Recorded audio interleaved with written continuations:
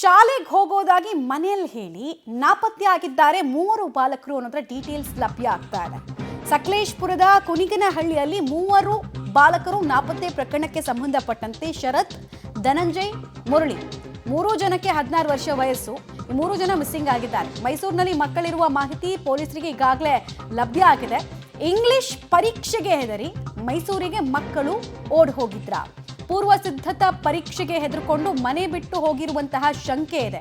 ಈ ಪ್ರಿಪರೇಟರಿ ಎಕ್ಸಾಮ್ಗೆ ಹೆದರ್ಕೊಂಡು ಇವ್ರು ಮೂರು ಜನ ಕೂಡ ಮನೆ ಬಿಟ್ಟಿದ್ದಾರೆ ಅನ್ನೋದು ಈಗ ಸಿಗ್ತಾ ಇರುವಂತಹ ಅನುಮಾನ ಹಾಗೂ ಶಂಕೆ. ಎರಡು ಪರೀಕ್ಷೆಗಳಿಗೆ ಮೂವರು ವಿದ್ಯಾರ್ಥಿಗಳು ಹಾಜರಾಗಿರ್ತಾರೆ. ಯಾವಾಗ ಇಂಗ್ಲಿಷ್ ಎಕ್ಸಾಮ್ ಇರುತ್ತೋ ಅವರು ವಿಪರೀತವಾಗಿ ಹೆದರು ಹೋಗಿದ್ರು ಅನ್ನೋದು ತಿಳಿದು ಬರ್ತಾ ಇರುವಂತಹ ಮಾಹಿತಿ. ನಿನ್ನೆ ಪರೀಕ್ಷೆ ಇದ್ದಿದ್ದಕ್ಕೆ ಹೆದರಿ ಮೈಸೂರಿಗೆ ಹೋಗಿದ್ದಾರೆ ಅನ್ನೋದು ಸದ್ಯಕ್ಕಿರುವಂತಹ ಇನ್ಫಾರ್ಮೇಷನ್ ಆಗ್ತಾ ಇದೆ. ಸಕಲೇಶಪುರ ಠಾಣೆಯಲ್ಲಿ ಈ ಕುರಿತಂತೆ ಪೋಷಕರು ದೂರು ದಾಖಲಿಸಿದ್ದಾರೆ. ಪೊಲೀಸರು ಇನ್ಫ್ಯಾಕ್ಟ್ ಇವರನ್ನ ಟ್ರೇಸ್ ಔಟ್ ಮಾಡುವಲ್ಲಿ ಯಶಸ್ವಿ ಆಗಿದ್ದಾರೆ. ಡೀಟೇಲ್ಸ್ ಕೊಡ್ತಾರೆ ಶಶಿಧರ್, ಈ ಎಕ್ಸಾಮ್ ಬಗ್ಗೆ ಭಯ ಇರೋದ್ರ ಬಗ್ಗೆ ಪೋಷಕರ ಹತ್ರ ಏನಾದರೂ ಹೇಳ್ಕೊಡಿದ್ರಾ ಅಥವಾ ಶಾಲೆಯಲ್ಲಿ ಏನಾದರೂ ಕೆಟ್ಟದಾಗಿ ಇವ್ರ ಜೊತೆಗೆ ವರ್ತಿಸ್ತಾ ಇದ್ರಾ? ಏನೇನು ಮಾಹಿತಿ ಇದೆ? ಮೈಸೂರಿನಲ್ಲೇ ಇರೋದ್ರ ಬಗ್ಗೆ ಪೊಲೀಸರಿಗೆ ಎಕ್ಸಾಕ್ಟ್ ಇನ್ಫಾರ್ಮೇಷನ್ ಯಾವ ರೀತಿ ಇದೆ? ಮಕ್ಕಳನ್ನ ಎಷ್ಟೊತ್ತಿಗೆ ಹಾಗಾದ್ರೆ ಸೆಕ್ಯೂರ್ ಮಾಡ್ತಾರೆ ಅಂತ?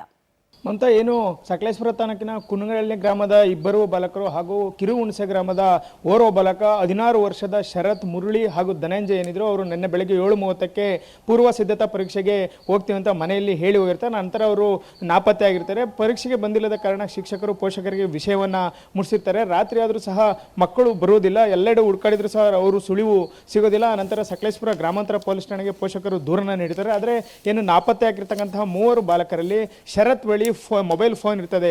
ಆದರೆ ಅದಕ್ಕೆ ಕರೆ ಮಾಡಿದಂಥ ಸಂದರ್ಭದಲ್ಲಿ ಅದು ಸ್ವಿಚ್ ಆಫ್ ಬರ್ತೈತೆ. ಹಾಗಾಗಿ ಪೊಲೀಸರು ನಿನ್ನೆ FIR ದಾಖಲಿಸಿಕೊಂಡು ಅವ್ರನ್ನ ಹುಡುಕ್ಲಿಕ್ಕೆ ಪ್ರಯತ್ನವನ್ನು ಪಡ್ತಾರೆ. ಇಂದು ಬೆಳಗ್ಗೆ ಶರತ್ ಫೋನ್ ಏನಿದೆ ಅದು ಸ್ವಿಚ್ ಆನ್ ಆಗಿರ್ತದೆ. ಈ ಸಂದರ್ಭದಲ್ಲಿ ಟವರ್ ಲೊಕೇಶನ್ ಮೂಲಕ ಅವ್ರ ಇರುವಿಕೆಯನ್ನು ಪತ್ತೆ ಮಾಡಿರ್ತಕ್ಕಂತಹ ಪೊಲೀಸರು ಮೈಸೂರಿನಲ್ಲಿ ಇರುವುದಾಗಿ ಈಗ ತಿಳಿದು ಬಂದಿದೆ. ಈಗಾಗಲೇ ಸಕಲೇಶಪುರ ಗ್ರಾಮಾಂತರ ಪೊಲೀಸರು ಆ ಮೂವರು ಮಕ್ಕಳನ್ನು ಕರೆದುಕೊಂಡು ಬರಲು ಈಗ ಮೈಸೂರಿಗೆ ತಳ್ಳಿದ್ದಾರೆ. ಸ್ವಿಚ್ ಆನ್ ಮಾಡಿದ ಕೂಡಲೇ ಕೇವಲ 10 ನಿಮಿಷಗಳೇ ಮೊಬೈಲ್ ಮತ್ತೆ ಸ್ವಿಚ್ಡ್ ಆಫ್ ಆಗಿದೆ. ಹಾಗಾಗಿ ಇವರು ಮೈಸೂರಿನಲ್ಲೇ ಇರ್ಬೋದು ಅಂತ ಹೇಳಿ ಈಗ ಪೊಲೀಸರು ಹೊರಟಿದ್ದಾರೆ. ಇವರು ಪ್ರಮುಖವಾಗಿ ಮನೆ ಬಿಟ್ಟು ಹೋಗಲು ಕಾರಣವೇನೆಂದರೆ ಸೋಮವಾರ, ಮಂಗಳವಾರ 2 ವಿಷಯಗಳಿಗೆ ಪೂರ್ವ ಸಿದ್ಧತಾ ಪರೀಕ್ಷೆ 2 ವಿಷಯಗಳೇ ಹಾಜರಾಗಿರ್ತಾರೆ. ಬುಧವಾರ ಇಂಗ್ಲಿಷ್ ಏನು ವಿಷಯ ಇರ್ತದೆ. ಆದರೆ ಈ ಮೂವರು ಸಹ ಇಂಗ್ಲಿಷ್ ಏನು ಬರೀಲಿಕ್ಕೆ ಹೆದರಿ ಅವರು ಮನೆ ಬಿಟ್ಟು ಹೋಗಿದಂತೆ ಅವರು ಪೋಷಕರು ಹೇಳ್ತಾ ಇರ್ತಕ್ಕಂಥದ್ದು. ಈಗ ಪೊಲೀಸರು ಮೈಸೂರಿನಿಂದ ಕರೆತಂದ ಮೇಲೆ ಅವರು ಯಾವೆಲ್ಲ ಹೆದರಿ ಹೋಗಿದ್ರು, ಏನೆಲ್ಲ ಯಾರು ಎಲ್ಲಿಂದ ಹೋಗಿದ್ರು, ಯಾವ್ಯಾವ ಕಡೆ ಇದ್ರು, ಇವೆಲ್ಲವೂ ಸಹ ಪೊಲೀಸರಿಗೆ ಸಿಕ್ಕ ನಂತರ ಮಾಹಿತಿ ಲಭ್ಯವಾಗಬೇಕಾಗಿದೆ. ಮಮತಾ, ರೈಟ್, ಧನ್ಯವಾದ ಶಶಿಧರ್ ತಮ್ಮೆಲ್ಲ ಮಾಹಿತಿಗಾಗಿ.